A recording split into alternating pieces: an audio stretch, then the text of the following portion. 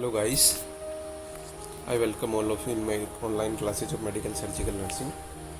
आज अपन medical surgical nursing first के अंदर जो कि बीएससी सेकेंड ईयर में होती है उसके अंदर जो डिजीज़ पढ़ने वाले हैं वो है वॉल्वुलर डिसऑर्डर्स ऑफ द हार्ट। मतलब वॉल्व्स के डिसऑर्डर, हार्ट के जो वाल्व्स होते हैं, हार्ट में मेनली 4 वाल्व पाए जाते हैं। कौन से? बाइकस्पिड या mitral valve, tricuspid valve, aortic valve and pulmonic valve. ऐसे 4 वाल्व होते हैं जो कि हार्ट के अंदर पाए जाते हैं, जो कि ब्लड के फ्लो के अंदर, हार्ट की कॉन्ट्रैक्शन रिलैक्सेशन के अंदर बहुत इंपॉर्टेंट रोल अदा करते हैं। तो इन वाल्व्स के अंदर अगर किसी तरह का कोई प्रॉब्लम है, अब वाल्व्स में क्या प्रॉब्लम हो सकती है? वाल्व्स या तो खुले ना ढंग से, ओपन ना हो, या फिर पूरी तरह क्लोज ना हो, या फिर कहीं अटक जाए, स्टिफ हो जाए, या फिर हार्ड हो जाए। तो ये प्रॉब्लम्स वाल्व्स के अंदर हो सकती है। तो जो 4 वाल्व्स होते हैं उनकी लोकेशन क्या क्या होती है? मान लो एक आइडेंटिकल डायग्राम है हार्ट का जिसके 4 चैम्बर हैं। ये तो 2 वाल्व्स होते हैं इधर, यहाँ बाइकस्पिड या मिट्रल वाल्व, यहाँ होता है ट्राइकस्पिड वाल्व। फिर इसके बाद एक वाल्व होता है एओर्टिक वाल्व, जो एओर्टा कनेक्टेड होती है लेफ्ट वेंट्रिकल से, वहाँ पे एक सेमी ल्यूनर वाल्व्स। ये कैसे होते हैं? सेमी ल्यूनर वाल्व्स होते हैं, जिसको क्या इस नाम से जाना जाता है? Aortic valve. Aortic valve. और दूसरा होता है पल्मोनिक वाल्व, जो कहाँ होता है? जो पल्मोनरी सर्कुलेशन में ब्लड जा रहा होता है थ्रू द राइट वेंट्रिकल, वहाँ पे होता है, उसको बोलते हैं पल्मोनिक वाल्व। तो ऐसे 4 वाल्व्स पाए जाते हैं। वाल्व्स की शेप की बात करें तो नॉर्मली जो वाल्व्स होता है वो जो बाइकस्पिड और ट्राइकस्पिड होता है उनकी शेप इस तरह से होती है। बाइकस्पिड के अंदर 2 कस्प पाए जाते हैं, मतलब 2 कस्प होते हैं। जब ये ओपन क्लोज होते हैं तो ये कस्प ओपन होते हैं और ब्लड इनके थ्रू इधर से ऊपर या नीचे की तरफ जाता है। ये कस्प जो दिख रहे हैं आपको, ये कैसे हो जाते हैं? जब ओपन होते हैं तो ये थोड़े से खुल जाते हैं और ब्लड यहाँ से बाहर या अंदर, नीचे या ऊपर जहाँ जाना हो तो वहाँ चला जाता है। जबकि ट्राइकस्पिड वाल्व की शेप कैसी होती है? उसके अंदर 3 कस्प पाए जाते हैं, मतलब 3 ऐसे फेदर टाइप कस्प होते हैं जो कि उसको ओपन या क्लोज करने का काम करते हैं। तो इसका ये जब ओपन होगा तो वाल्व्स थोड़ा अलग अलग हो जाएंगे और बीच में जो स्पेस बनेगा वहाँ से ब्लड आएगा और जाएगा। जबकि जो सेमी ल्यूनर वाल्व्स होते हैं उनकी कैसी होती है? ये इस तरह के होते हैं, इस तरह से।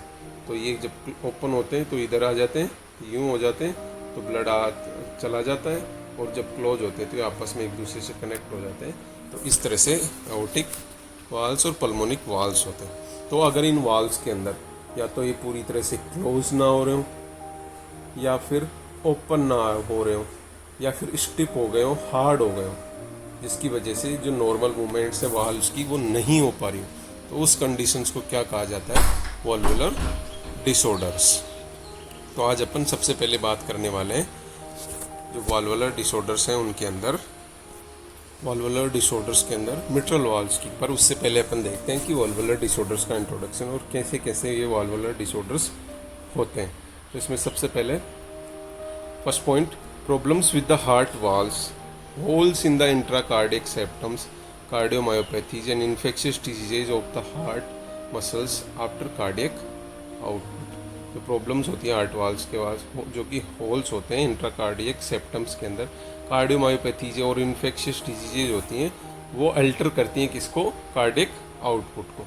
मतलब अगर वाल्व्स अफेक्ट हो रहे हैं तो उसकी वजह से क्या अफेक्ट होगा? कार्डियक आउटपुट अफेक्ट होगा, और कार्डियक आउटपुट अफेक्ट होगा तो पूरी बॉडी का जो सर्कुलेशन है वो अफेक्ट होगा, क्योंकि कार्डियक आउटपुट कम होगा मतलब ब्लड सप्लाई, ब्लड कम हो जाएगी, ब्लड सप्लाई कम होगी तो परफ्यूजन कम हो जाएगा, और परफ्यूजन कम हो जाएगा पेरिफेरल टिश्यूज़ का या सब ऑल टिश्यूज़ का, तो उसकी वजह से बहुत सारी प्रॉब्लम्स हो सकती हैं।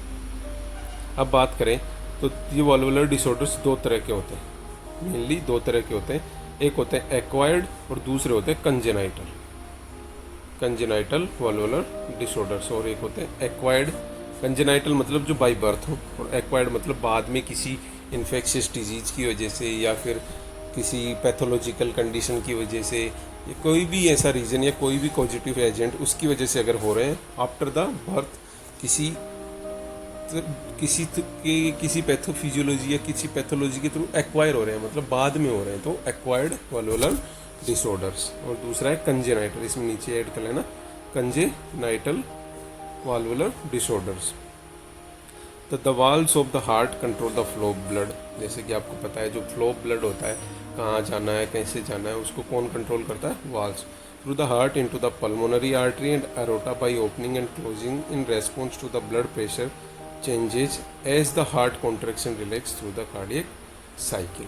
जो वाल्व्स होते हैं वो क्या काम करते हैं? फ्लो ऑफ ब्लड को कंट्रोल करते हैं पल्मोनरी आर्टरी में, एरोटा में, by opening and closing in response to the blood pressure changes. जब हार्ट के चैम्बर्स में ब्लड का प्रेशर चेंजेज आता है, प्रेशर में चेंज होता है, तो वो प्रेशर चेंज क्या करता है? हार्ट के वाल्व्स को ओपन या क्लोज करता है। ऐसा नहीं है कि कोई इम्पल्स आएगा या किसी तरह की कोई एक्टिविटी होगी। प्रेशर, जब भी प्रेशर वेरिएंस आएगा, प्रेशर चेंज होगा, तो वाल्व्स ओपन होंगे। जैसे एट्रियम की बात करें तो एट्रियम और वेंट्रिकल के बीच के अंदर वाल होता है बाइकस्पिड और ट्राइकस्पिड। एट्रियम में ब्लड भरता रहता है, जो कि एक तरफ से तो वेनवस रिटर्न आ रहा है राइट एट्रियम में, और एक तरफ से पल्मोनरी सर्कुलेशन से पल्मोनरी वेन के थ्रू लेफ्ट एट्रियम में ब्लड आ रहा है। अब वो ब्लड आके इतना भर जाता है कि वहाँ का प्रेशर ज़्यादा, जैसे ही वो एक लेवल होता है उस लेवल से ज़्यादा प्रेशर होगा तो बाइकस्पिड और ट्राइकस्पिड वाल्व ओपन हो जाएंगे और ब्लड नीचे चला जाएगा वेंट्रिकल्स में।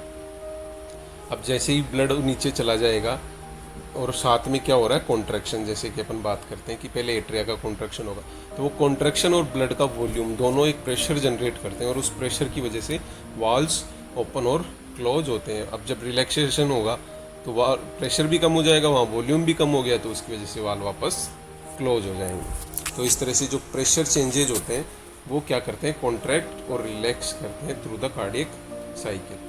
अब इसके अंदर जो वाल्व्स की बात बताई मैंने कि दो तरह के होते हैं, एक तो एट्रियो वेंट्रिकुलर वाल्व जो एट्रियम और वेंट्रिकल के बीच में होते हैं, ट्राइकस्पिड वाल्व और मिट्रल वाल्व, और दूसरे होते हैं सेमिल्यूनर वाल्व्स जो कि पल्मोनिक और एओर्टिक वाल्व्स होते हैं। When any of the heart valves do not close or open properly, blood flow is affected. या तो पूरी तरह से क्लोज नहीं हो रहा हो या फिर पूरी तरह से ओपन नहीं हो रहा हो। तो इन दोनों कंडीशन के अंदर जो कार्डियक फ्लो होता है या जो ब्लड का फ्लो होता है वो अफेक्टेड होता है। When valves do not close completely, blood flow backward through the valves in a process called regurgitation. जब ब्लड का फ्लो रिगर्जिटेट होगा या बैकवर्ड फ्लो होगा। बैकवर्ड फ्लो कैसे होगा? जैसे मैं बात करें कि एट्रियम से ब्लड आया, एट्रियम से ब्लड आया नीचे वेंट्रिकल में भर गया। अब ये वाल्व पूरी तरह से क्लोज नहीं हो पा रहा है, तो जैसे ही वेंट्रिकल कॉन्ट्रैक्ट करेगा, एक तो एरोटा में ब्लड जाएगा, लेकिन अगर ये भी खुला हुआ है तो कुछ अमाउंट ऑफ ब्लड वापस एट्रियम में चला जाएगा। अगर ये ओपन है, पूरी तरह से क्लोज नहीं है, तो ये जो बैकवर्ड फ्लो हो रहा है इसको क्या बोला जाता है? रीगर्जिटेशन। तो इसकी वजह से ब्लड का वॉल्यूम कम होगा, साथ में एट्रिया का प्रेशर बढ़ेगा। एट्रिया में ज़्यादा ब्लड बढ़ता जाएगा, उधर से आने वाले ब्लड को कम स्पेस मिलेगा, तो इधर पीछे की तरफ प्रेशर बढ़ता जाएगा। तो इस वजह से जो कंडीशन अकर होती है उसको बोला जाता है रीगर्जिटेशन।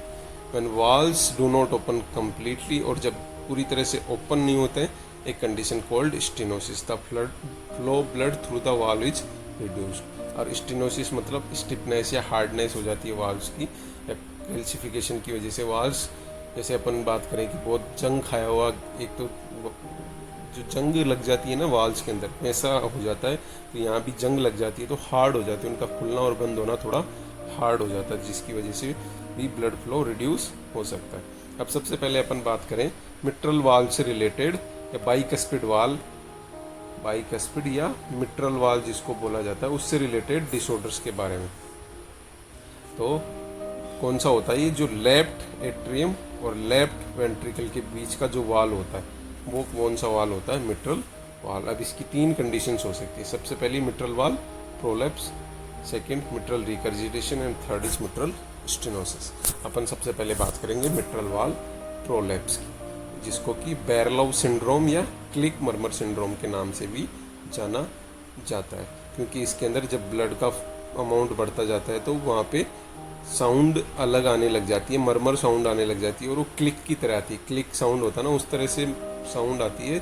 तो इस वजह से इसको क्लिक मरमर साउंड भी कहा जाता है और इसको बैरलॉव सिंड्रोम के नाम से भी जाना जाता है। तो मिट्रल वाल्व प्रोलैप्स, प्रोलैप्स के वर्ड से ही आपको पता चल रहा है कि पूरी तरह से क्लोज नहीं हो पाता है जब वाल्व, तो उस कंडीशन को क्या कहा जाता है, प्रोलैप्स कहा जाता है।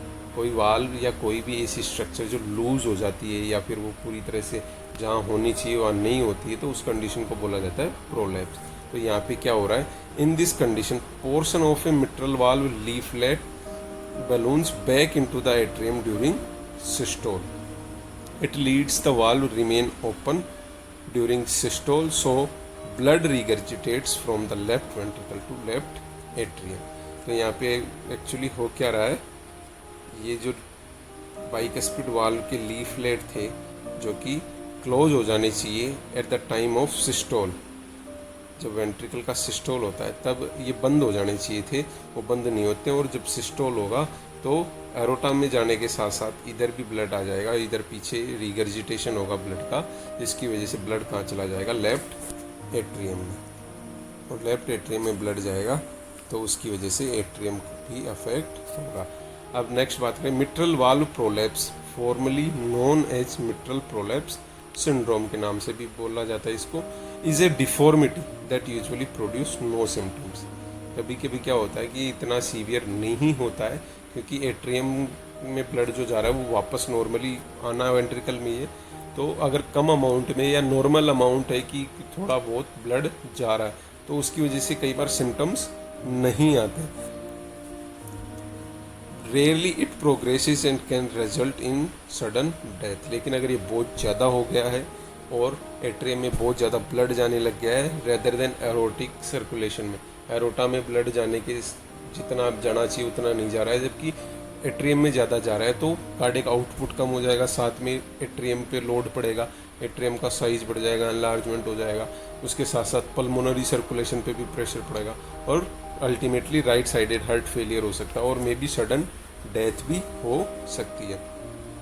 Mitral valve prolapse occur more frequently in women than in men, womens में ज़्यादा देखा जाता है। In recent years this disorder has diagnosed more frequently probably as a result of improve diagnostic methods, कि आजकल ये बीमारी इतनी नहीं होती है क्योंकि डायग्नोसिस कर लिया जाता है, डायग्नोस्टिक फीचर्स बहुत अच्छे अवेलेबल है, डायग्नोस्टिक टेक्निक्स, तो इसको असेस करके और टाइम पे ठीक किया जा सकता है, तो इसकी वजह से ज़्यादा कॉम्प्लिकेशंस या ज़्यादा कॉन्सिक्वेंसेस नहीं होते हैं।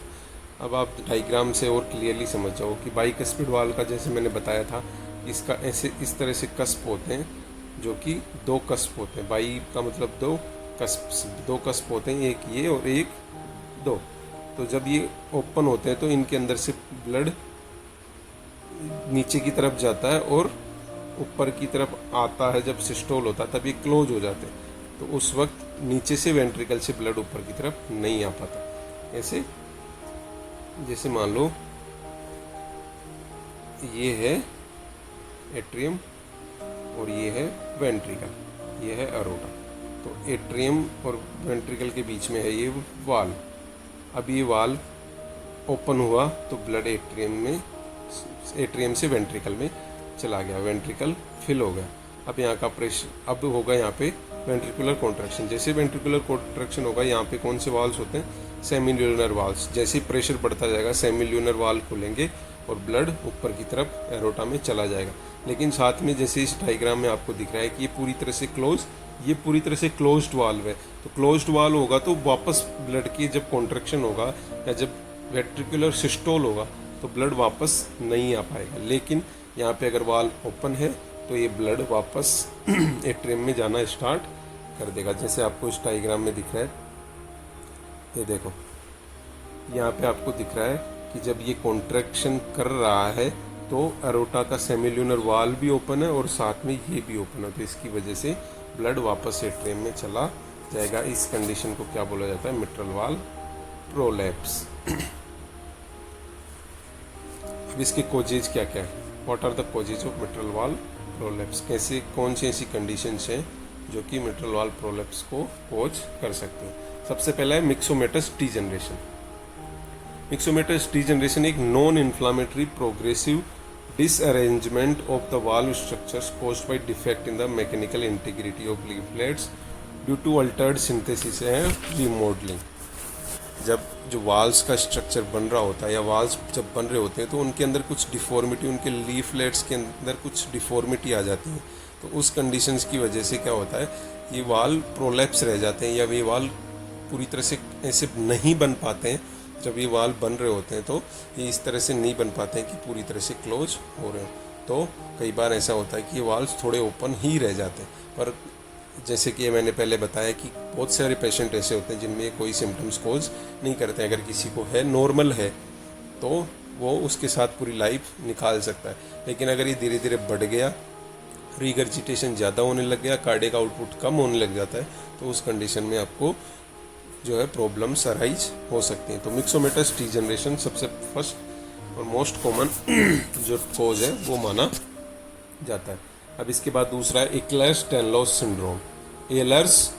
एह्लर्स-डानलोस सिंड्रोम एक group of inherited connective tissue disorders.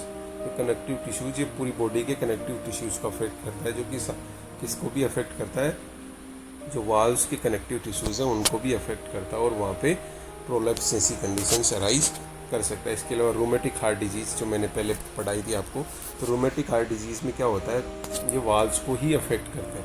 जो वाल्व्स के कनेक्टिव टिश्यूज होते हैं उन पे ही आके जो एंटीबॉडीज़ बनती हैं, जो ऑटो इम्यूनिटी होती है वो वाल्व्स पे अटैक करता है और वाल्व्स को के अंदर बहुत सारे प्रॉब्लम्स अराइज कर सकता है। इसके अलावा ischaemic papillary muscle dysfunction.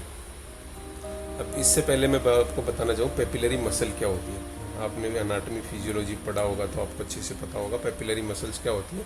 Papillary muscles वो स्ट्रक्चर होती है, पेपिलरी मसल वो स्ट्रक्चर होती है जो कि जो वाल्व्स होते हैं यहाँ के, इसके वाल्व्स के लीफलेट्स जो बाइकस्पिड लीफलेट्स होते हैं वो कॉर्डा टेंडेनाई से पेपिलरी मसल से जुड़े होते हैं, पेपिलरी मसल्स से जुड़े होते हैं। ये होते हैं कॉर्डाई टेंडेनाई जो कि वायर्स जैसे होते हैं। तो जब भी वाल ओपन होते हैं तब तो ये नीचे की तरफ चले जाते हैं। इनकी मूवमेंट कहाँ होती है, डाउनवर्ड मूवमेंट होती है इनकी। किसकी, एक कॉर्डाना टेंडेनाई और पेपिलरी मसल इसको कॉन्ट्रैक्शन करके और नीचे की तरफ खींच लेते हैं तो ये वाल ओपन हो जाता है और ब्लड एट्रियम से वेंट्रिकल में आ जाता है। लेकिन जब इधर कॉन्ट्रैक्शन या सिस्टोल हो रहा होता है, इधर सिस्टोल हो रहा होता है वेंट्रिकल में, तब ये कॉर्डा टेंडेनाई इसको बस यहाँ तक जाने देते हैं, एक लेवल तक इसको वापस जाने देते हैं कि वहाँ पे जाके क्लोज हो जाएगा और उसके बाद ब्लड नीचे से ऊपर की तरफ नहीं जाएगा। कैसे, जैसे ये नॉर्मली यहाँ से ब्लड यहाँ आ गया और वेंट्रिकल फिल हो गया। वेंट्रिकल फिल होने के बाद अब वेंट्रिकल का कॉन्ट्रैक्शन होगा तो ब्लड इधर जाता है। तो ये कॉर्डाना टेंडेनाई और पेपिलरी मसल क्या करती हैं, ये जो वाल्व्स के लीफलेट्स हैं इनको बस एक लेवल तक ऊपर जाने देते हैं कि ये जाके वहाँ पे क्लोज हो जाएं और फिर उसके बाद ब्लड वापस ऊपर की तरफ ना जा सके। मतलब उनको पकड़ के रखने का काम करते हैं जो लीफलेट्स होते हैं, क्योंकि यहाँ प्रेशर बहुत ज़्यादा होता है। इसके बजाय जो एट्रिया का प्रेशर होता है उसके बजाय यहाँ का प्रेशर बहुत ज़्यादा होता है। तो ये प्रेशर इतना होता है कि ये अगर लीफलेट्स को पकड़ के ना रखें कॉर्डाना टेंडेनाई तो ये इजीली ऊपर की तरफ ब्लड को पुल कर सकते, इतना प्रेशर होता है। तो इसलिए कि ये प्रेशर की वजह से ओपन ना हो जाए वाल, कॉर्डाना टेंडेनाई और पेपिलरी मसल होते हैं जो कि उन कस्प्स को पकड़ के रखती है कि वापस ऊपर की तरफ ना चले जाएं और वाल ओपन ना हो जाए। तो इनके अंदर अगर कोई प्रॉब्लम आ जाए या इस जो पेपिलरी मसल है उसमें इस्चीमिया हो जाए, जैसे एमआई की वजह से सप्लाई बंद हो जाए, कोरोनरी आर्टरी सप्लाई डिस्टर्ब हो जाए जिसकी वजह से तो पेपिलरी मसल का इस्चीमिया हो जाए तो कार्डियक फंक्शन लॉस होगा, या जो सेल्यूलर फंक्शन है पेपिलरी मसल्स की सेल्स का वो लॉस होगा और उसकी वजह से भी ऐसा हो सकता है। And last one is Marfan syndrome जो कि it is also a connective tissue disorder and also genetic connective tissue disorder. तो ये कुछ कोजेज हैं जो कि रेस्पॉन्सिबल होते हैं वेंट्रल वॉल प्रोलैप्स के लिए। अब बात करें पैथोफिजियोलॉजी की, तो पैथोफिजियोलॉजी में सबसे पहले बात करें तो ड्यू टू इटियोलॉजिकल फैक्टर्स, कोई भी इटियोलॉजिकल फैक्टर जो अभी बात करिए अपने, portion of A mitral valve leaflet balloons back into the atrium during systole. जो मिट्रल वाल्व के लीफलेट्स होते हैं, कौन से वाल्व के? मिट्रल वाल्व के लीफलेट्स। जो यहाँ पे मिट्रल वाल्व होता है, इसके जो लीफलेट्स होते हैं, जो मैंने बताया अभी, वो वापस जब इसका सिस्टोल होता है, वेंट्रिकुलर का सिस्टोल होता है, तो पीछे की तरफ बैकवर्ड पुश हो जाते हैं, जिसकी वजह से वो पूरी तरह से क्लोज नहीं हो पाते हैं। अब वो कोज कोई भी हो सकता है, अपन ने पीछे बात करी, उन सब कोज में से कोई भी हो सकता है। तो अब क्या होगा, ब्लड कहाँ चला जाएगा? वापस atrium. Blood regurgitates from the left ventricle to left atrium. अब कोई भी लीफलेट में प्रॉब्लम होगी तो ब्लड कहाँ से कहाँ चला जाएगा? Left ventricle to left atrium. यहाँ पे अपन मिट्रल वाल्व की बात करें तो लेफ्ट वेंट्रिकल और लेफ्ट एट्रियम की बात कर रहे हैं। अब इसके बाद बात करें, अगर यहाँ पे ब्लड आ गया तो इधर तो पहले से इधर से भी ब्लड आ रहा है और अब इधर से भी ब्लड आ गया, और इधर वाला ब्लड तो बहुत ज़्यादा प्रेशर से आएगा रेदर देन इसके, क्योंकि इधर का प्रेशर कम होता है इधर से, तो इधर वाला ब्लड प्रेशर ज़्यादा होगा तो इजीली ऊपर की तरफ चला जाएगा। ऐसा नहीं है कि ये वाला ब्लड इसको प्रेशर डाले और ये नीचे की तरफ चला जाए या ऊपर ना आए, क्योंकि इसका प्रेशर बहुत ज़्यादा होता है रेदर देन इसके, तो ये इसको वापस पुश कर सकता है, इतना प्रेशर होता है। तो लेफ्ट एट्रियम के अंदर बहुत ज़्यादा प्रेशर जनरेट होने लग जाएगा, या इसकी वजह से क्या होगा, द लेफ्ट एट्रियम एनलार्ज। जब यहाँ पे ज़्यादा ब्लड भरने लग जाएगा तो एनलार्ज होगा to hold the extra blood volume caused by the regurgitation. तो रीगर्जिटेशन की वजह से जो एक्स्ट्रा ब्लड आ रहा है उसको होल्ड करने के लिए एट्रियम का साइज बढ़ने लग जाएगा। साइज बढ़ेगा तो लेफ्ट एट्रियम की हाइपरट्रोफी और डायलेशन स्टार्ट हो जाएगा। जब हाइपरट्रोफी और डायलेशन होगा, साइज बढ़ने लग जाएगा, तो इसका प्रेशर बढ़ने लग जाएगा। Increase left atrial pressure caused backward flow of the blood towards pulmonary vein. अब इसका प्रेशर बहुत ज़्यादा हो जाएगा। जब इसका प्रेशर बहुत ज़्यादा हो जाएगा, यहाँ पे प्रेशर ज़्यादा हो गया, तो अब इधर वाले ब्लड के प्रेशर को अपोज करने लग जाएगा, मतलब इस ब्लड को आने ही नहीं देगा। इधर से प्रेशर इधर की तरफ जाने लग जाएगा, जिसकी वजह से ये ब्लड वापस पुश होने लग जाएगा। और कहाँ स्टोर, कहाँ से सप्लाई आ रही है? लंग से या पल्मोनरी सर्कुलेशन से। तो पल्मोनरी वेन्स के अंदर इसको बैकवर्ड फ्लो करने लग जाएगा या बैकवर्ड पुश करने लग जाएगा, जिसकी वजह से क्या होगा, पल्मोनरी वेन्स के अंदर अगर ब्लड का अमाउंट ज़्यादा हो जाएगा तो वहाँ पे क्या होगा, पल्मोनरी हाइपरटेंशन। पल्मोनरी हाइपरटेंशन, क्योंकि ब्लड का वॉल्यूम बहुत ज़्यादा हो गया है। और अब जब पल्मोनरी हाइपरटेंशन होगा तो पल्मोनरी कंजेशन होगा। ऑब्वियस सी बात, अगर ब्लड का वॉल्यूम बढ़ता जाएगा तो पल्मोनरी इडीमा भी होगा, पल्मोनरी कंजेशन होगा, तो ये कंडीशंस वहाँ पे अराइज हो जाएंगे। अब अगर पल्मोनरी सर्कुलेशन में हाइपरटेंशन होने लग गया तो ये अल्टीमेटली किसको अफेक्ट करेगा? जो ब्लड हार्ट से पल्मोनरी सर्कुलेशन में आ रहा है, मतलब right sided of the heart, right sided of the heart को अफेक्ट करना चालू करेगा। तो इसमें क्या होगा, जो राइट साइड का हार्ट है वो जो पुश कर रहा है ब्लड पल्मोनरी सर्कुलेशन में, तो पल्मोनरी सर्कुलेशन में तो पहले ही ब्लड भरा हुआ पड़ा है, तो वहाँ जगह ही नहीं है कि यहाँ से वहाँ जा सके। तो धीरे धीरे क्या है, इसकी पुलिंग होने लग जाएगी राइट वेंट्रिकल में, और राइट वेंट्रिकल में पुलिंग होगी तो इसके इफेक्ट्स आपको बैकवर्डली भी दिखाई देंगे। और अल्टीमेटली इस हायर प्रेशर की वजह से क्या होगा, राइट वेंट्रिकुलर फेलियर होने के चांसेस हो सकते हैं, क्योंकि राइट वेंट्रिकल काम ही नहीं करेगा, क्योंकि उसको इतना ज़्यादा काम करना पड़ेगा, इतना ज़्यादा वर्कलोड हो जाएगा उसका कि वो अल्टीमेटली फेल भी हो सकता है, क्योंकि पल्मोनरी हाइपरटेंशन वहाँ पे ऑलरेडी है, और उस इतने अमाउंट ऑफ ब्लड के अगेंस्ट अगर इसको फोर्स करना है तो इसको बहुत ज़्यादा पावर की ज़रूरत पड़ेगी, और उतना पावर इसके पास नहीं है, क्योंकि इसकी जो मसल लाइनिंग होती है वो थोड़ी थिन होती है रेदर देन लेफ्ट वेंट्रिकल से, तो इसकी पावर ख़त्म हो जाएगी और अल्टीमेटली राइट वेंट्रिकुलर फेलियर आपको देखने को मिल सकता है। तो सिंपली मैं बताना चाहूँ तो क्या हो रहा है यहाँ पे,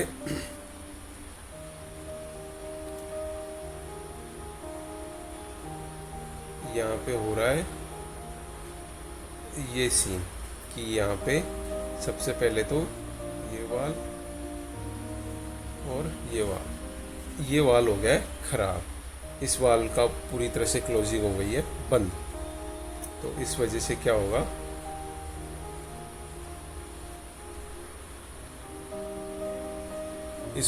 होगा, ये पीछे की तरफ ब्लड जाना चालू हो जाएगा। अब पीछे की तरफ ब्लड जाना चालू हो जाएगा, इधर ब्लड आना चालू हो गया, तो इधर से ये ब्लड कहाँ जाएगा, पल्मोनरी वेन्स में।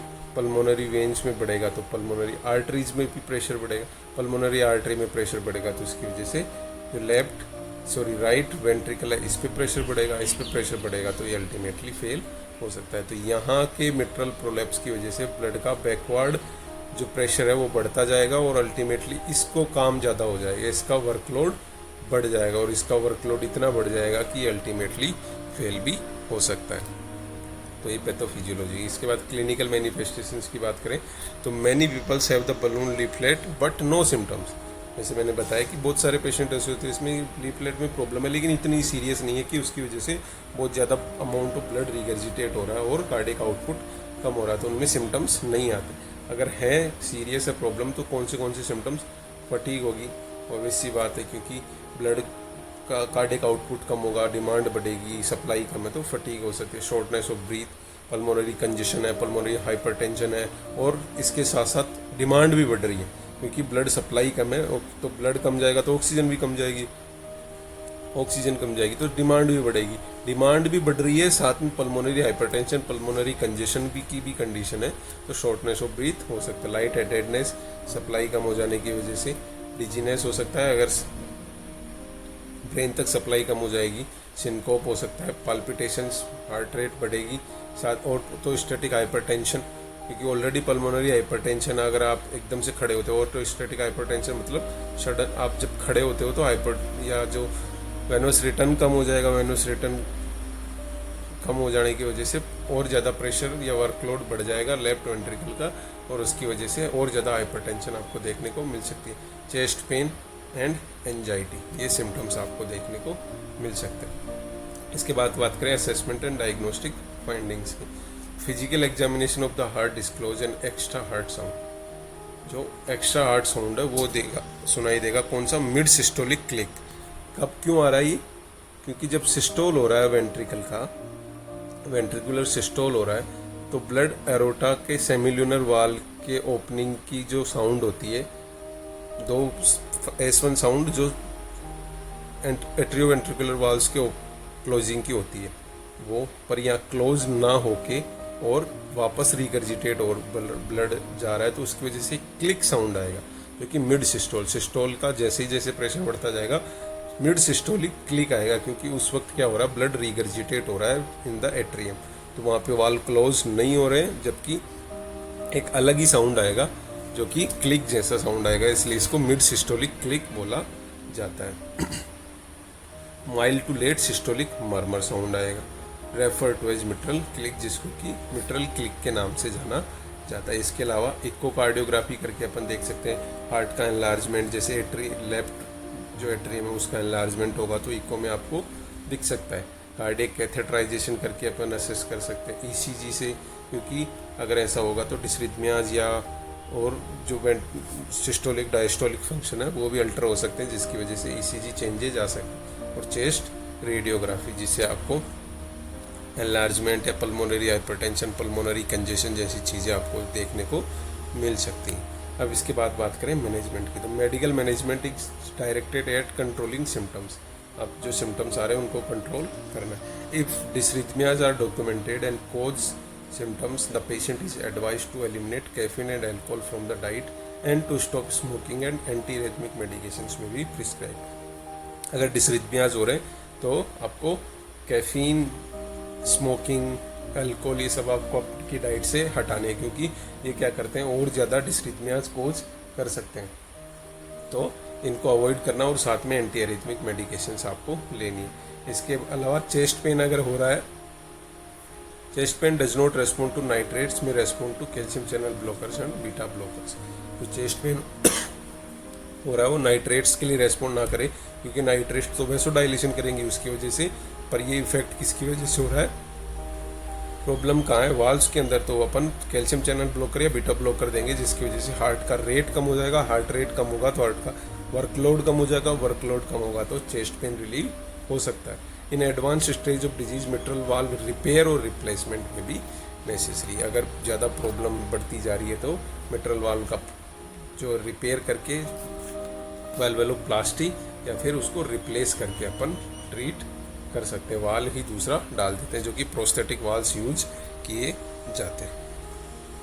तो थैंक यू गाइज, ये था मिट्रल वाल प्रोलैप्स। प्रोलैप्स मतलब वाल पूरी तरह से क्लोज नहीं हो पा रहा है। क्लोज नहीं होगा तो क्या होगा, ब्लड का बैक फ्लो चालू हो जाएगा। बैक फ्लो जिसको रिगर्जिटेशन बोला जाता है। तो रिगर्जिटेशन जब चालू होगा, एट्रियम पे प्रेशर बढ़ेगा, एट्रियम में प्रेशर बढ़ेगा, पल्मोनरी वेन में प्रेशर बढ़ेगा, pulmonary vein, pulmonary artery, pulmonary hypertension होगा। इसकी वजह से इधर राइट जो वेंट्रिकल है वो अफेक्ट होगा और अल्टीमेटली राइट वेंट्रिकुलर फेलियर और साथ में डेथ भी देखने को मिल सकती है। तो इस तरह से जो कंडीशन अराइज होगी उसको बोला जाता है मिट्रल वाल प्रोलैप्स। थैंक यू गाइज, अच्छा लगा हो, समझ में आया हो तो like, share and subscribe on my YouTube channel named as Medical Surgical for Nurses. Thank you.